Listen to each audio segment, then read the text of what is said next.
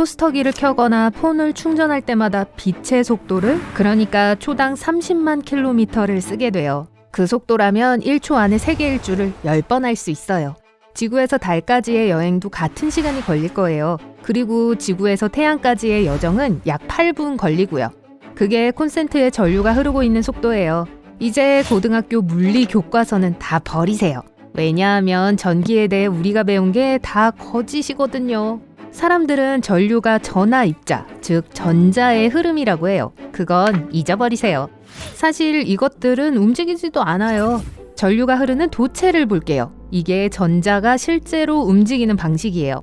바다의 파도 같죠? 서로에게 끌렸다가 제자리로 돌아와요. 그러면서도 우리는 여전히 전류 도체 주위에 형성되는 전기장과 자기장을 통해 필요한 에너지를 얻어요.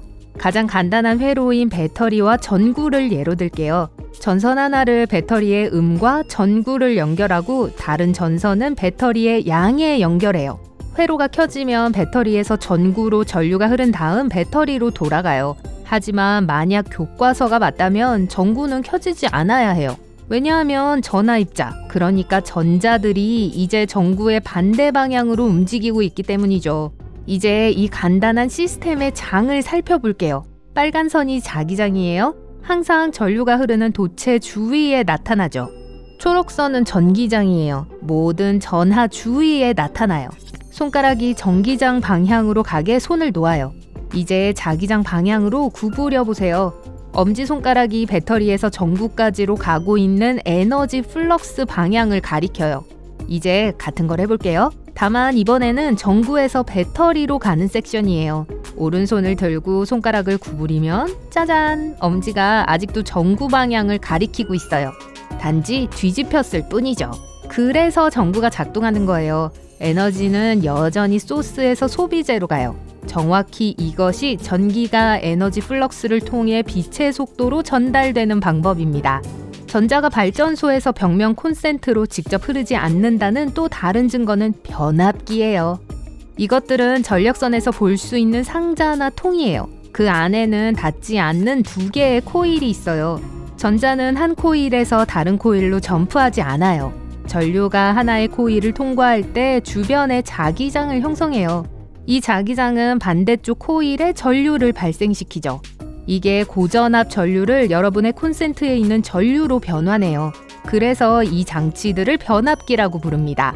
이제 어떻게 처음부터 전류를 만들 수 있는지 알아볼게요. 발전기를 사용해야 해요. 복잡한 기술 같아 보이지만 자석과 코일로 단순화할 수 있어요. 여러분이 해야 할 일은 자석을 코일 안에서 회전시키는 거예요. 자기장의 지속적인 움직임이 전류를 만들 거예요. 반대로 코일을 자석 주위에서 돌릴 수도 있어요. 사람들은 이런 발전기를 사용해 지구상의 대부분의 전기를 생산해요. 발전기가 회전하는 방식만 다를 뿐이죠. 세계의 가장 흔한 발전기는 증기가 필요해요. 우선 석탄이나 가스가 필요해요. 연료를 태우고 물을 데우죠. 물은 증기로 변해 특별한 파이프를 거쳐 터빈으로 갑니다. 날이 여러 개 있는 이것들은 비행기 엔진 같아요. 그리고 비슷한 원리로 작동해요. 증기가 이 모든 날을 통과해 터빈을 놀라운 속도로 회전시킵니다. 그러면 터빈이 발전기를 회전시키고요. 자석이 코일 사이를 미친 듯이 회전해요. 이제 코일에 와이어를 연결하기만 하면 전류를 얻을 수 있어요. 그런 다음 증기는 이 냉각탑인 거대한 굴뚝을 통과해요. 여기서 나오는 연기구름은 사실 연기가 아니라 증기예요. 이 탑 안에서는 보통 인공적으로 비가 내려요. 물방울이 터빈으로부터 뜨거운 증기를 운반하는 파이프와 접촉할 때 비는 증발해요.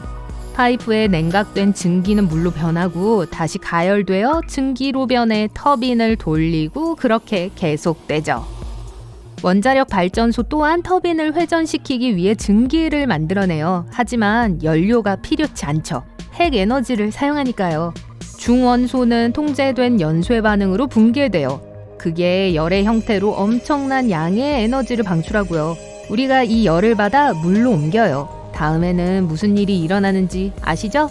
물이 증기로 변해 터빈을 돌리고 냉각탑을 거쳐 다시 원자로로 돌아가요. 다시 말하지만 이 모든 건 발전기를 돌리기 위한 거예요. 우리에겐 전기를 생산할 더 친환경적인 방법인 풍력 터빈이 있어요. 바람이 거대한 날을 회전시키죠. 그것들이 차례로 풍력 터빈 안에 있는 발전기를 돌리고요. 짜잔! 전기 쓸 준비가 되었습니다. 단점은 이 방법은 바람이 일정해야 한다는 거예요. 날씨가 고요하면 최악의 순간에 TV가 꺼질 수 있어요. 또 누군가를 22층 건물 높이로 올려 보내야 하기 때문에 풍력 터빈은 유지하기가 어려워요. 가끔은 풍력 터빈의 브레이크 시스템이 고장나서 날들이 부서질 때까지 미친 듯이 회전하기 시작하기도 해요. 또 다른 선택은 수력 발전소예요. 여기서는 강한 물줄기를 사용해요. 가끔 강의 자연스러운 흐름을 사용하기도 하지만 대부분의 경우 후버댐처럼 인간이 인위적으로 폭포를 만들죠. 유역 위쪽에서 물은 많은 위치 에너지를 갖고 있어요. 댐이 열리고 강력한 물줄기가 그 안에 있는 터널로 흘러가요. 터빈은 전기를 생산하고 전력선 아래로 더 멀리 보내죠. 그리고 물은 계속해서 강을 따라 내려갑니다. 가끔 그런 거대 한강 없이도 수력발전소가 가동돼요. 스스로 급수를 만들죠. 전기가 싼 밤에 펌프가 파이프를 통해 물을 산 정상에 있는 저수지로 옮겨요. 낮 동안 사람들이 깨어 많은 소비를 할 때 밸브가 열리고요. 물은 아래 저수지로 흘러 터빈을 회전시키고 전기를 생성해요. 또 터빈이나 발전기 없이 전기를 얻는 방법도 우린 알아요. 태양 전지판이요. 이 패널들 안에 있는 태양광 전지들은 햇빛을 전기 에너지로 변환해요. 친환경적이고 연료가 필요하지 않죠. 하지만 햇빛이 충분히 드는 곳에서만 쓸 수 있어요. 여러분이 어떤 전기 에너지를 사용하고 싶은지 생각하고 있다면 전해줄 소식이 있어요. 여러분은 이미 대부분의 것들을 동시에 쓰고 있어요. 전력 공급 시스템은 거대한 망이에요. 집을 상상해보세요. 콘센트와 전기 제품이 많이 있죠?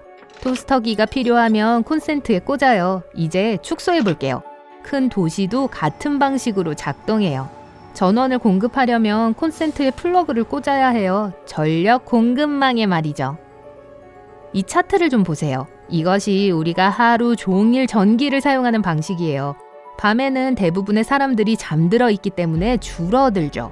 하지만 여전히 에어컨, 가로등, 수도꼭지에 물 넣는 펌프, 기타 많은 장치들이 계속 작동 중이에요. 그래서 선은 절대로 0으로 내려가지 않아요. 그리고 일어나면 선이 급격히 올라가죠. TV와 라디오를 켜고 토스트를 만들고 전자레인지에 음식을 데워요. 전기 에너지 소비량이 증가해요. 그러다가 일하는 낮에는 전기 에너지를 많이 쓰지 않아요. 저녁에 집에 가면 잠자리에 들 때까지 소비 라인이 올라가는 경향이 있어요. 그게 매일 반복됩니다. 일주일치를 볼게요. 만약 우리가 전기 에너지 소비선 아래 차트의 영역을 음영으로 표시한다면 우린 이 시간 동안 필요한 총 전기량을 얻을 수 있을 거예요. 원자력 발전소는 24시간 가동되고 일정한 양의 전기를 생산해요. 중요한 도시 시스템의 기초죠. 그리고 석탄 발전소가 있어요. 원자력 발전소와 같이 우리가 작동하는 데 필요한 최소한의 전기를 생산해요. 그리고 차트의 맨 아래에는 풍력 발전소와 태양광 발전소가 있어요. 사람들의 수요를 충족시키기 위해 아침 저녁으로 소비가 급증하잖아요. 그래서 가스 화력 발전소와 수력 발전소를 이용해요.